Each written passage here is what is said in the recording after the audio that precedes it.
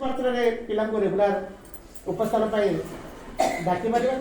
ତା ସହିତ ଯଦି ତାର ବ୍ୟକ୍ତିଗତ ସମସ୍ୟା ଅଛି ତାହେଲେ ପିଲା ସହିତ ପ୍ରାଞ୍ଜଳ ଭାବରେ ଆଲୋଚନା କରିବା, ଫ୍ରେଣ୍ଡସିପ୍ ମାଧ୍ୟମରେ ଆଲୋଚନା କରିବା ଯେ ତୋର କ'ଣ ସମସ୍ୟା ଅଛି, ତୁ କାହିଁକି ବିଦ୍ୟାଳୟକୁ ଆସୁଛୁ, ତାକୁ କିଛି ଉଦାହରଣ ପ୍ରଦାନ କରିବା।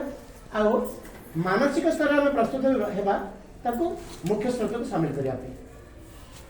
ଦ୍ୱିତୀୟରେ ଆମର ସମାଜରେ ଅନେକ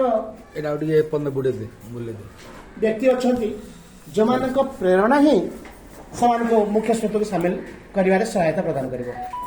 ତ ଆପଣମାନଙ୍କୁ ମୁଁ ଗୋଟେ ଅନୁରୋଧ କରିବି ଯେ ପିଲା କାହିଁକି ଡ୍ରପ୍ ଆଉଟ୍ ହେଉଛି ତାର ମୂଳ କାରଣ ଗୁଡ଼ିକ ଆମେ ଅନୁଧ୍ୟାନ କରିବା ଆଉ ସେ ମୂଳ କାରଣକୁ ମନୋଯୋଗ ସହକାରେ ଆନ୍ତରିକତା ସହକାରେ ତାକୁ ପୂରଣ କରିବା। କଥାରେ ଅଛି ଯଦି ମନ ଅଛି ସୁଯୋଗ ଆପେ ଆପେ ପଳେଇ ଆସିବ। ମୁଁ ଚାହିଁବି ମୋ ପିଲାମାନେ ଉଚିତ ଶିକ୍ଷା ଲାଭ କରନ୍ତୁ, ଜଣେ ବି କେହି ଡ୍ରପ୍ ଆଉଟ୍ ହୁଅନ୍ତୁ ନା। ଯେତେ ସମସ୍ୟା ଥାଉ ନା କାହିଁକି, ତାର ପାରିବାରିକ ସମସ୍ୟା ହଉ